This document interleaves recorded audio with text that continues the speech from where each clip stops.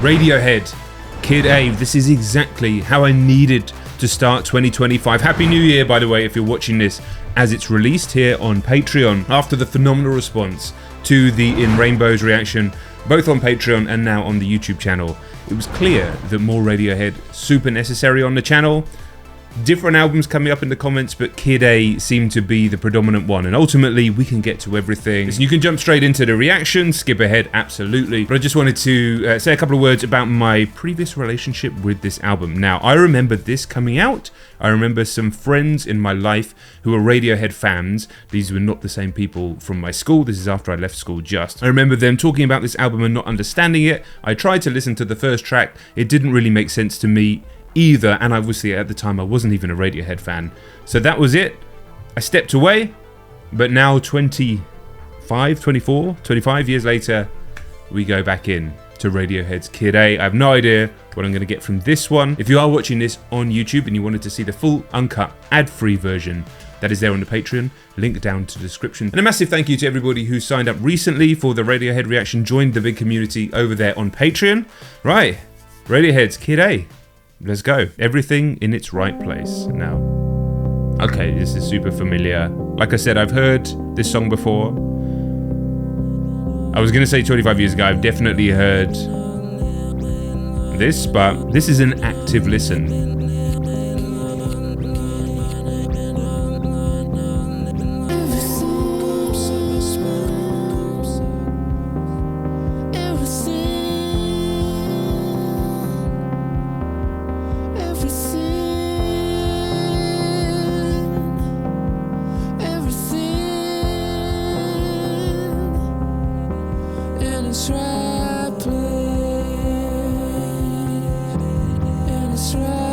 Sorry to pause it. I'm just already feeling there's a certain irony or a certain synchronicity to everything in its right place as I listen to an album from nearly 25 years ago for the first time on a channel where I've been reacting to music for years myself. And yeah, everything is in its right place right now. This is the time to be listening to this project. And I say this all the time to people, like, oh, how did you not listen to this before? Or they say about something, oh, I wish I'd heard this before. And I'm like, you come to these things as you're meant to.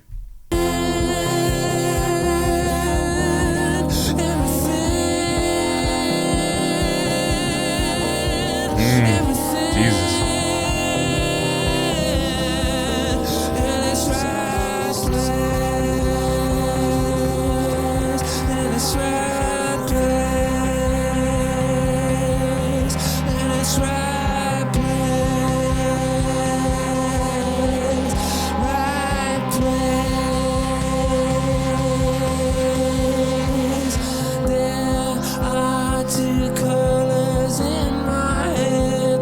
Now, I've heard parts of this song before, once in the time that I tried to listen to it, and then this has been used a lot across commercials, film soundtracks and stuff. So there are elements of this song I'm super familiar with, but I've never sit and actively listened to it like this. Obviously, there's a hell of a lot going on with being pulled. This happened in Rainbows as well. Different sounds, his own voice, all the stuff trying to pull your attention in different directions. And yet there's some strange lyrics in here. But what I was going to say is that you can actually hear the influence of this song and perhaps this album in all sorts of music that's happened since, which is strange to go back to the kind of genesis of this, and maybe there's music that's the genesis of this song.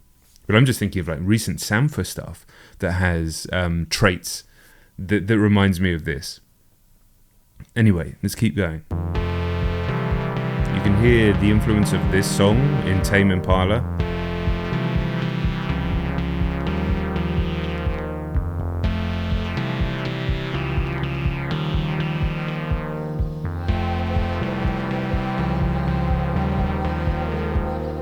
What's strange is what sounded so unusual, disconnecting for me when I first tried to listen to it 20 plus years ago, now sounds quite normal for various reasons.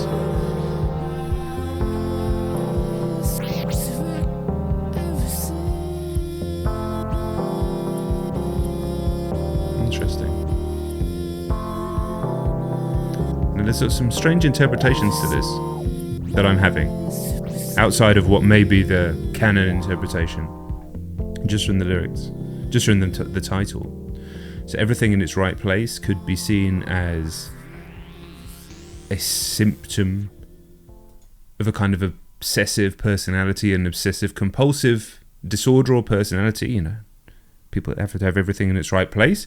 Or it could be seen as the opposite, kind of the reaction I had in the beginning, where everything was always in its right place.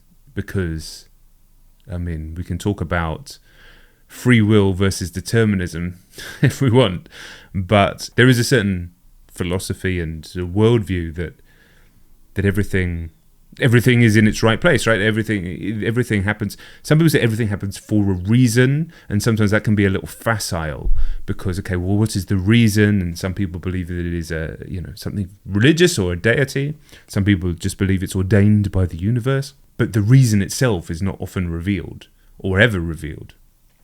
So I'm choosing to take this interpretation from the song. However, there's two colours in my head. Yesterday I woke up sucking on a lemon. It could be more a kind of, and the different sound effects that are being used to pull your attention in different directions. It's kind of chaotic and yet soothing at the same time, this song. So an unusual one, right? But my feeling is one of comfort listening to this song, despite the stuff that's trying to make me feel disquieted. And once again, much like in Rainbows, removing any sense of embarrassment, or trying to anyway, of not having listened to these records, despite what I do, you know, and the feelings that I had around this band, and just accepting where I am and we are right now to just get as much out of it as possible. Anyway, title track next. It's like the fairy fountains in Zelda.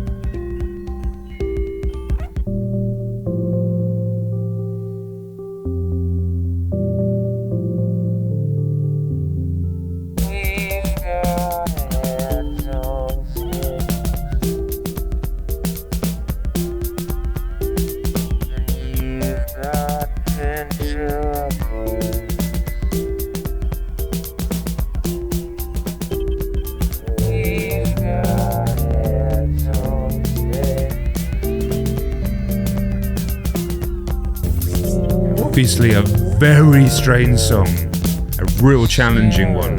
I can remember, I was going to say I can imagine, but I can remember how challenged my friends at the time who were fans of this band, one in particular. I remember him feeling a bit exasperated about this project, and he just couldn't get his head around it. I remember not even having conversations with him about it, perhaps overhearing conversations. Obviously, this was a long time ago, I can't remember, and that person isn't in my life anymore and hasn't been for 2 decades. But I can just remember that feeling of exasperation he had around this. He's such a huge fan of OK Computer and the band in general, I think, throughout his teenage years and then into his very early 20s. And then this came out, and I can imagine, first song, you're like, okay, and then this, you're like, dude, where's Karma Police? I can imagine it.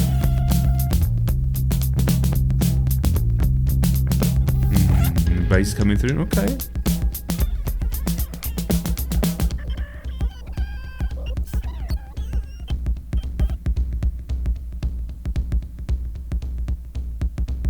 Dun, dun, dun, dun, dun, dun.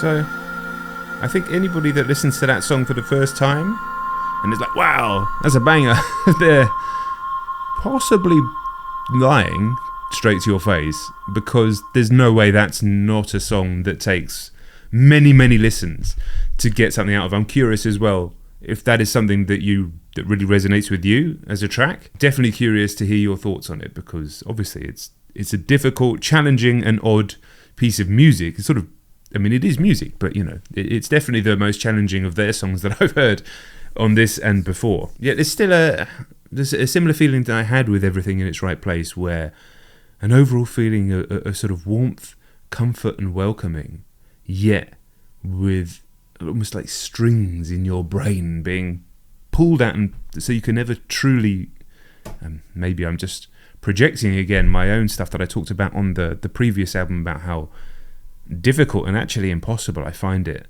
to truly relax. And some of you guys actually put in the comments some information to look into and reading about that, which is super interesting and valuable, and actually led me to some amazing podcasts. So maybe I'm projecting a little bit that there is a warmth and welcoming here, and yet there's something holding you back the whole time, and maybe that's deliberate, but a very odd piece of music, let's say that. Right, the National Anthem. No. Okay. So this riff, I have 100% heard before. And again, this is used in films and things. And already sounding more like older Radiohead. Almost like this is like, yeah, we know we just kind of put you through that Kid A track, but don't worry, we've not gone completely off the deep end yet.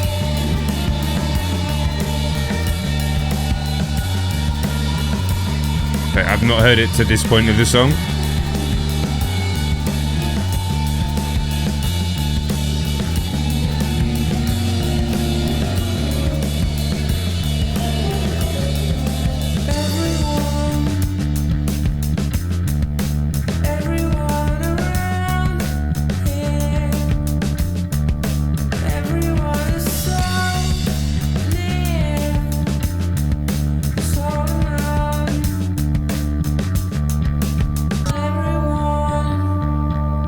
Strange effects on his voice. Very upsetting.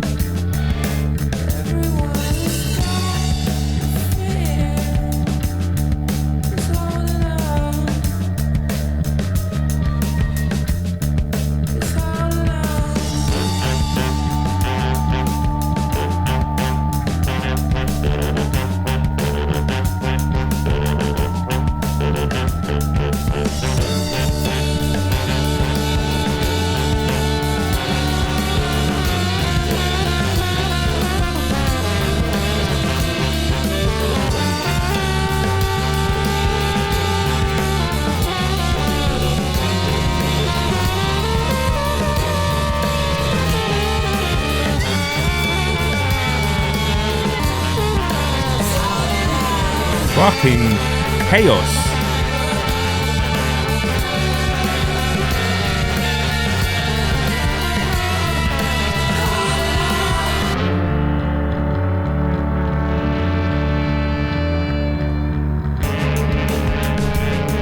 And yet that riff just drives you through the whole thing. It's like you hold on to the riff with us. We're gonna take you somewhere, but don't worry, just keep this. It's like your guide rope through whatever the fuck is happening.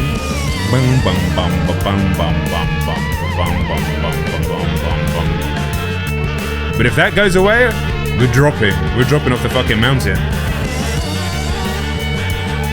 And everything else, it's like, it sounds like they're trying to force an orchestra through a fucking tight door while they're playing their instruments all at once.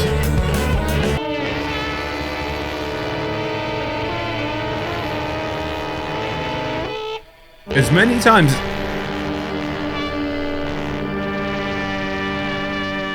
Sorry. And then we just jetted off to space, maybe? I mean, bloody hell. As many times as I've heard that opening riff, it's used so much, I couldn't have told you in a million years where that song was going to go. madness. It made me feel uncomfortable, disquieted, yet strangely safe at the same time. This is the feeling I'm getting through the whole record. It is both of those feelings at the same time. It is utterly weird.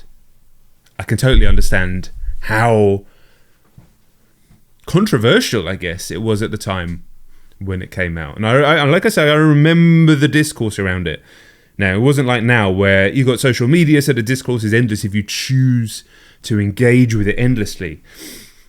But you still heard enough, whether it was in the NME, whether it was in my friends talking about it, or just, the internet was around, forums were around. I wasn't on any forums talking about this, but I just remember it was very controversial that they'd made this record.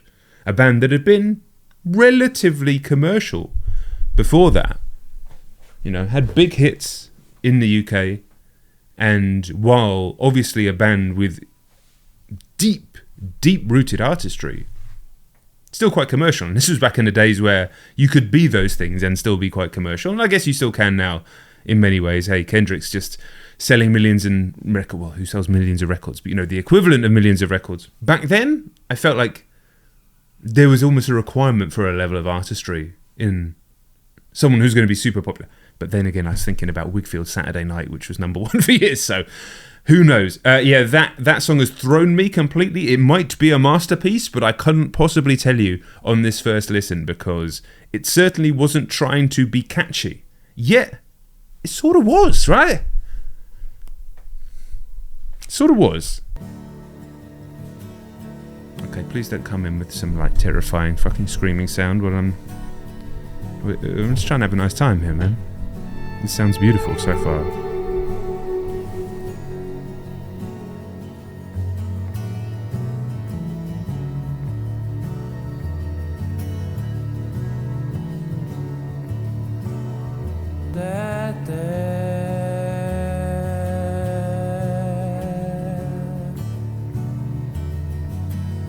That's not me.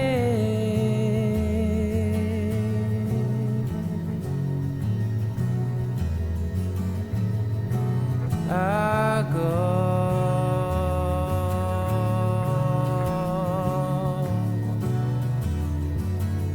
where I please.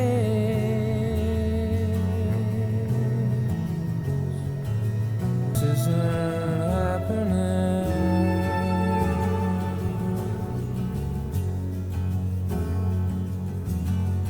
I'm not here.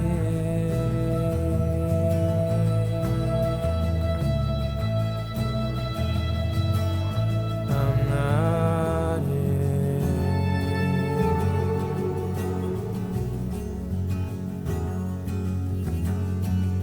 In a little while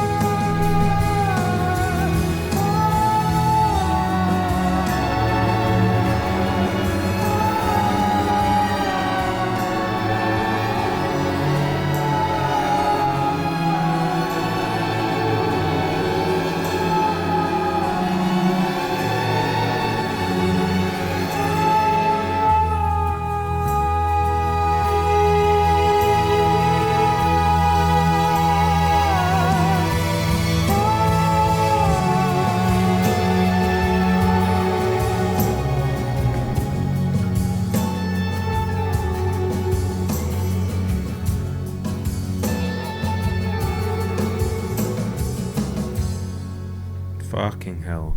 Instantly. That instantly feels like one of the most amazing songs I've ever heard. Instantly. It felt like it reached down into the depths of my soul. And such stuff that's deep, buried, locked away. I mean, it sounded a bit like old Radiohead, you know, strumming guitars and Tom York's voice and haunting but beautiful aspects and elements that are in the singles that we used to hear on the radio before this album came out. But there was something else going on there that reached, I don't know even, I mean, the name of the song, how hauntingly sad and heartbreaking it is, yet there's a sense of spirit to it. But at the end, it becomes very upsetting when the beauty gives way to the disquiet, gives way to the, I don't know, putting feelings into words is very difficult, which is why it's so amazing when a band like this can do it. And it's not just into words, but they can capture emotion, they can convey emotion, they can create and release emotion with these unbelievably meticulously crafted pieces of music. But that, on first listen, and I can't even, honestly, I'm sitting here talking to you now, I can't even remember how it went, really. It did something. That was unbelievable. I was just like, there are rare moments in doing this, which I've done for years, thousands of songs probably now, easily. I've done thousands of videos, so it's definitely thousands of songs. That has happened a handful of times. It happened on Rainbows as well, but that was something else. And it feels like it was a bit of a challenge to get. Kid A was a bit of a challenge. The National Anthem was like almost. I think I keep going back to the cover art with the mountains. National Anthem was like getting through the blizzard, getting through the snowstorm, using that guide rope to get there and then there. But is this necessarily somewhere that you want to be? Or is it somewhere that you need to be because everything is in its right place? Some of these frequencies used, I mean, I'm sure they're very deliberately chosen because they seem to create certain physical reactions, nice ones, comforting ones.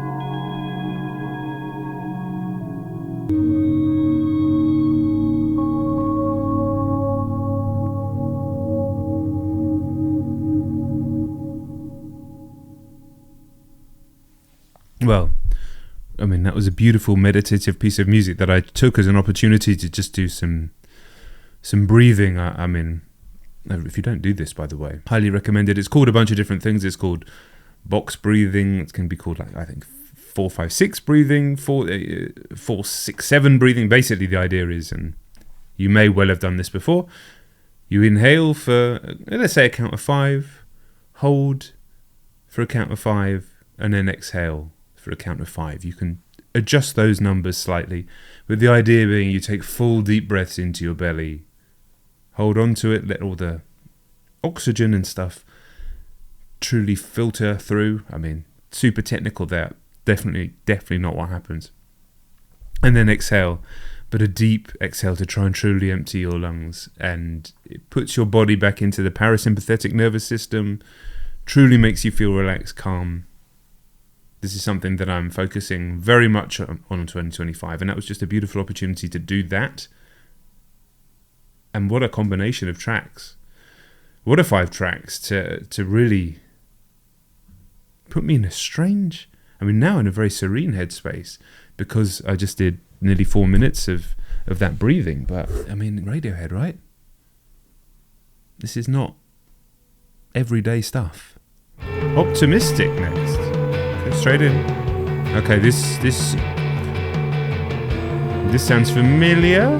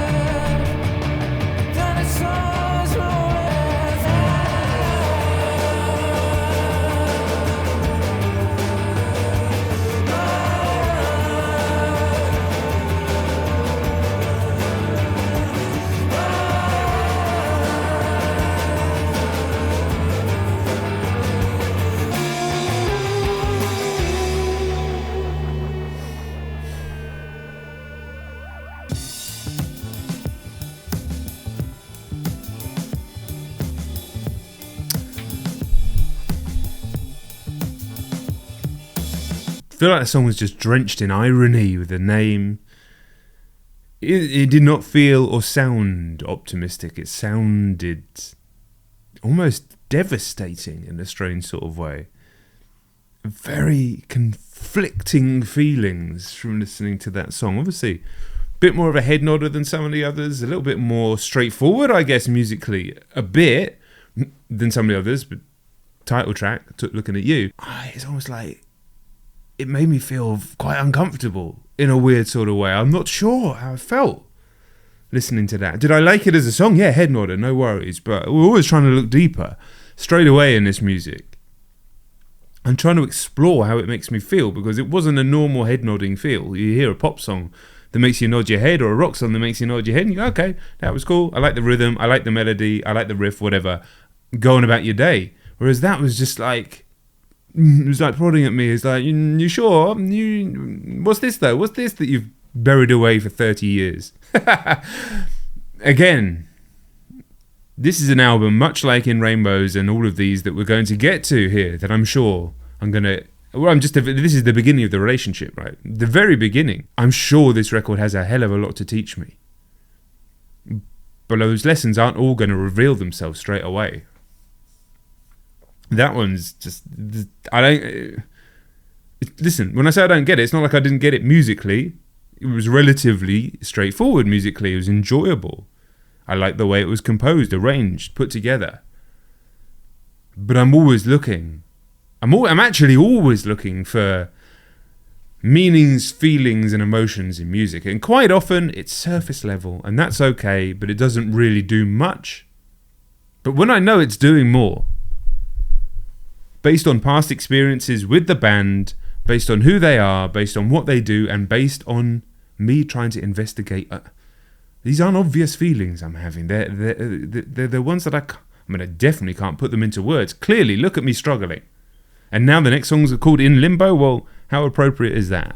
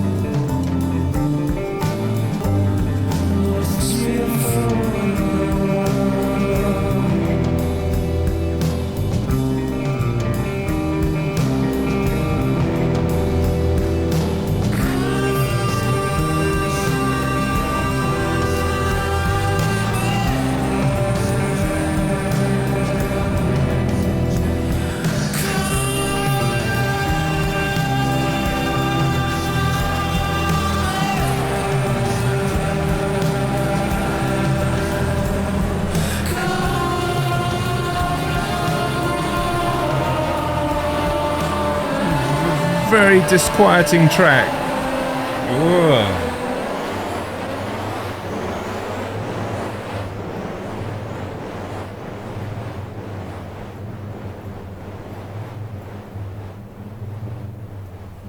Terrifying ending.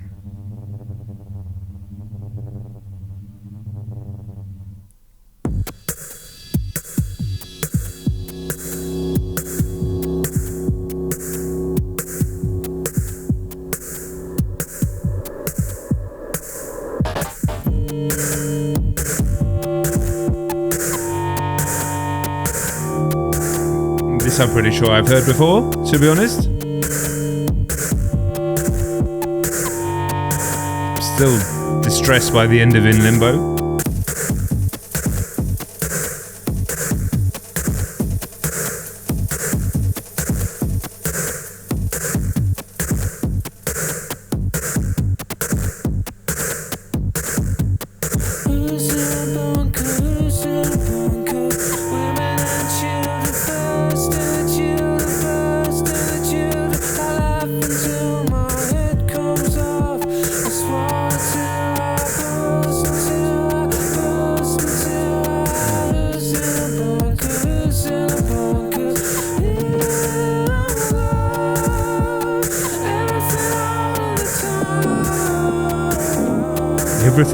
Everything all of the time.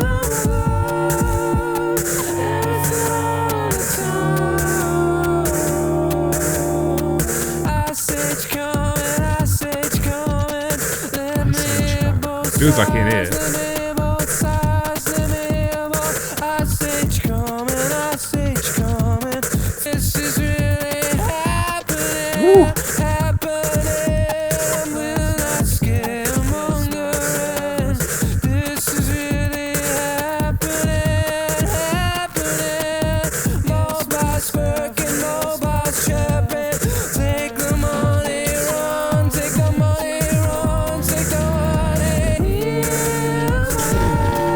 It's unbelievable. It's unbelievable, dude.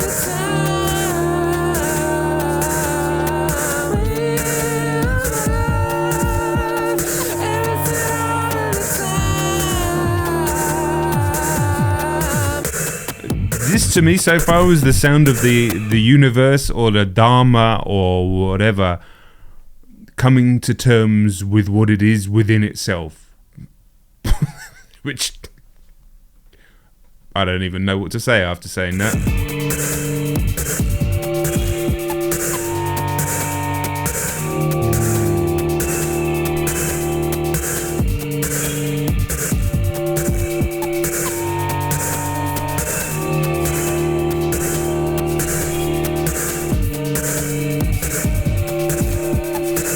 Incredible. Absolutely incredible. Like, fucking more than life affirming. More than life affirming. That was like deeply existential in a way that I cannot, I believe I cannot anyway, explain right now off the top of my head. From just a purely musical point of view, it's incredible. The use of beat, the use of sort of stabs within that, the way his vocals moved in and out and over and through it and round. Those frequencies again in the synths, I guess they're synths that seem to be operating quite deliberately to create certain moods rather than just pleasant sounds. Feeling more than moods, feelings like foundational feelings, resonance, actual resonance. I mean, what do I feel about that song? I don't know, other than that it was incredible. It is incredible. And I feel like something shifted within me just from it. Like, what was that? What happened? It wasn't like a huge foundational shift where I felt completely different or super fun. You know, it wasn't. It was subtle, but like, sometimes if you ever had like a chiropractic adjustment or osteopathic adjustment or anything along those lines, sometimes they do that. Ones that you see on fucking Instagram and TikTok and things where they go crunch. You can really feel it at the time and then you feel much freer afterwards.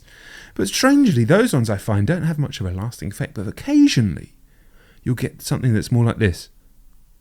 Conk. But it's deep in the fucking viscera. I don't know where those ones come from. They feel different.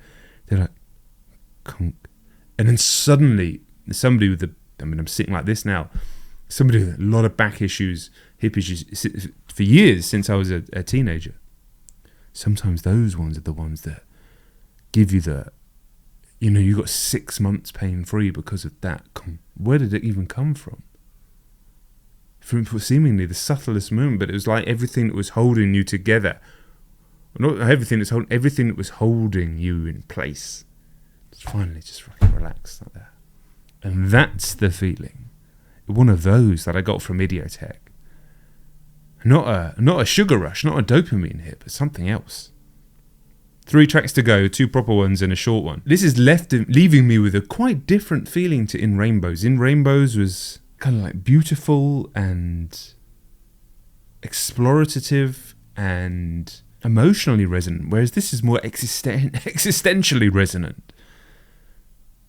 Like, this isn't conjuring up too many feelings or too many emotions or too many things from my past. It's just sort of moving stuff around inside that I don't understand yet. What are you doing, Radiohead? Like, what's this all about? Where does this come from? Like, where does this come from? And you can say that about any incredible music, and I've read a post the other day from somebody who I've known for years and haven't spoken to for over 10 years, and has become one of those, seemingly from this post anyway, become one of those men that get to around my age in their 40s and become extremely self-righteous, extremely opinionated, complete know-it-alls, and are utterly tedious. And it was a post about how the brain works, and nothing is magical, and it's this chemical in this part of the brain. It's like, dude, that post is so boring because it's like it's nothing but logic. And yet, very little about the brain, truly, can just be broken down into logic because there's so much else going on. I mean, maybe it is if you want to talk it purely in terms of electricity and synapses and all that sort of stuff. But explain what has happened to me from listening to Idioteque now in this format. Active, deep listening. Trying to feel as much as the piece of music, the art can possibly make me feel. Yes, I'm sure there's neuroscientific ways of breaking that down. Morning bell. I am very cold, by the way. Very cold.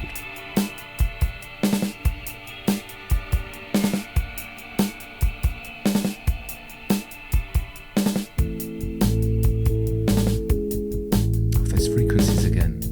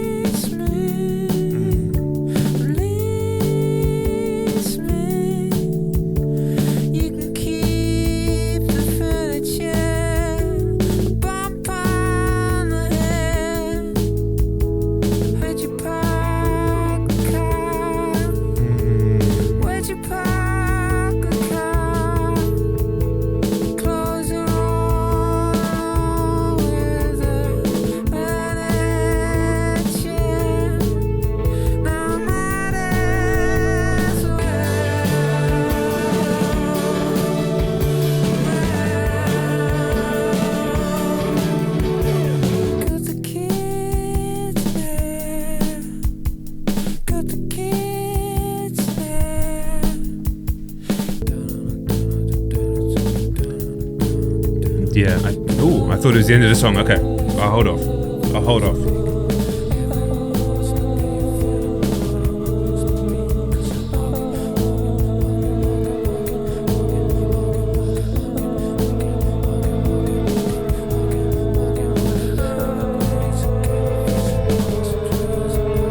The little time signature changes are fucking with my brain in a beautiful way.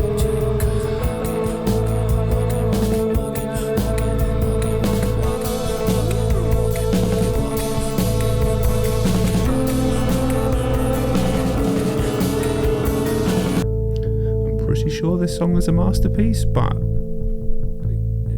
give me some time to listen to it a few more times.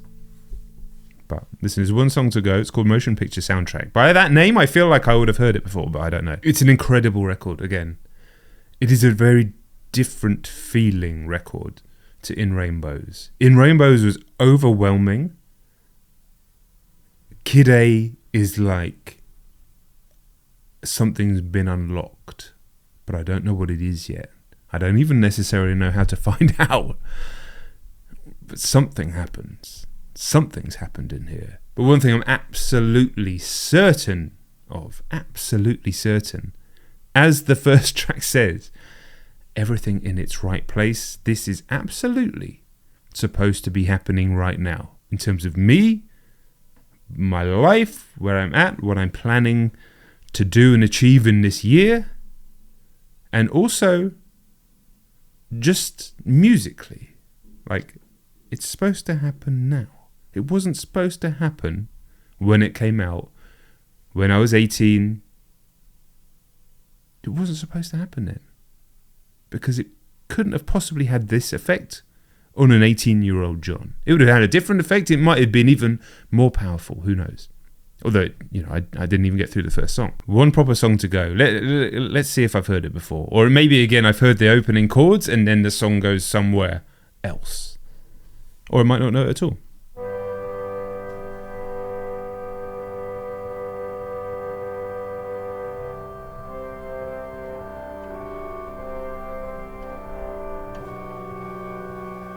I don't feel like I've heard it. No.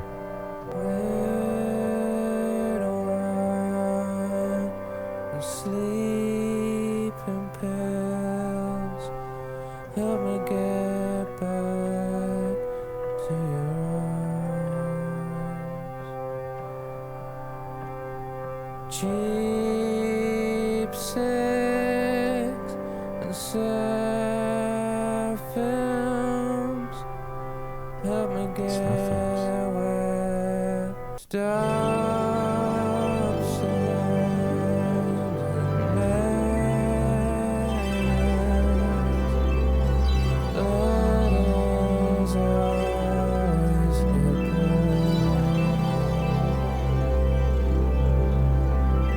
it's not like the movies. The third song, little white lies. In the next life. See you in the next life.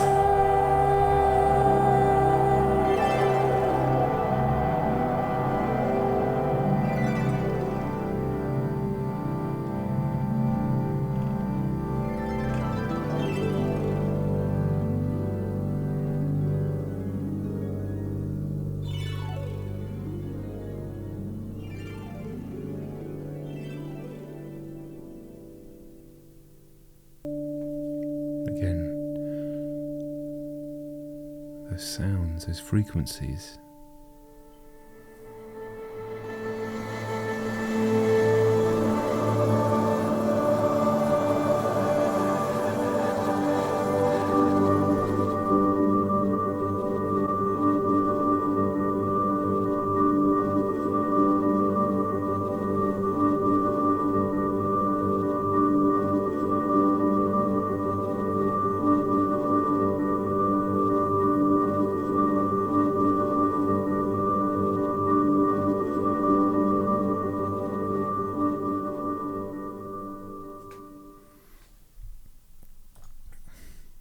I mean, a stunning record, unquestionably.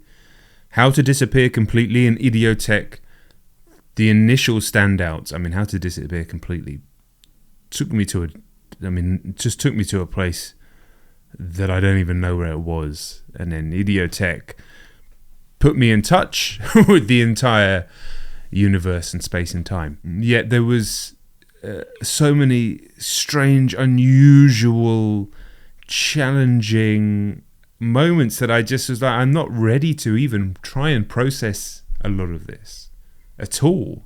I'm just gonna let it hit me like a bunch of atoms, and then some will stick and some won't. And where do I go after this? You know, like I said in Rainbows, this is the beginning of my relationship with this record, and now I'm cautious about rushing these Radiohead albums, because there's been a decent space between these two. I'm probably going to keep a decent amount of space between doing the next one, which is probably going to be Moon-Shaped Pool, based on what you guys have been saying in the comments. That seems to make sense. Obviously there's OK Computer as well, but that is an album I'm more familiar with quite a few of the songs on, so that's not to say that I won't do a video about it, but you know, a lot of those songs aren't going to be first reactions, so you know, we've got to be clear and honest and open about that, obviously. So it makes sense to do the ones that are completely new. Anyway, I need some space after this. I needed some space after In Rainbows, and I think I'm going to then revisit In Rainbows now with the context of this, before I even go back to this, if that makes sense. I'll probably go and listen to In Rainbows again later today, because it's only going to deepen my relationship with that album as well. Whether you're watching on Patreon or you're watching on YouTube, thank you so much for the amazing support in his videos. And when I say support, obviously they're doing quite well views wise, but it's more what you're writing in the comments. That the video, particularly in Rainbow, I don't know how the comments are on this one, but the comments on In Rainbows have really resonated with me. Seemingly the video has resonated with a lot of you, and I appreciate you allowing me to open up and let what has been inside me out onto video. I think they make for the best stuff on my channel. Definitely, I think that's one of the best videos on my channel, and I'm hoping this turns into one of those as well. And then what you guys share in the comments is, I find it very profound, but I'm sure other people reading do as well. Like I always say, it's not just me reading the comments, it's everybody else. It becomes its own kind of living thing under there. So yes, more to come. Make sure, if you'd like to be, that you signed up to the Patreon if you're not already, because they will be there sort of weeks before they come to the channel, and you can help direct not only other Radiohead reactions, but other stuff in and around this idea. And when I say this idea, I mean music that moves us deeply. This is what the idea is to explore together in 2025. So please, if you'd like to join the Patreon, there's a link down in the description. If you're new on the YouTube channel and you haven't yet, please do subscribe, drop a like on the video. It's a long outro, but hey, fuck it. Who cares about retention graphs when we're speaking about stuff that matters? Okay, I'll see you all very soon. Thanks very much, and peace.